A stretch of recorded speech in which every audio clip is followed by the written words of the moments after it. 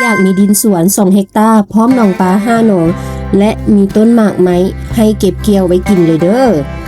สบายดีทุกท่านมื้อนี้ค่อยมีดินสวนงามๆมานำเสนอดินสวนเนื้อที่ให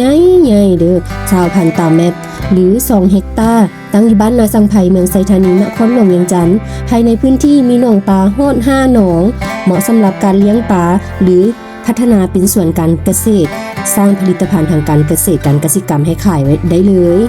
มีต้นไม้ให้มากหลายชนิดโดยเฉพาะต้นหมากม่วงและอื่นๆที่ให้ผลผลิตแล้วสามารถสร้างรายรับได้ทันทีทำเลดีใกล้โรงเรียนมัธยมตอนต้นบ้านดอนสังไผเดินทางสะดวกบรรยากาศสงบเหมาะสำหรับเฮ็ดเวียกการเกษตรหรือว่าซื้อไว้ลงทุนระยะยาวมีเฮือนสวนไว้ให้พร้อม1 หลังเด้อค่าพิเศษ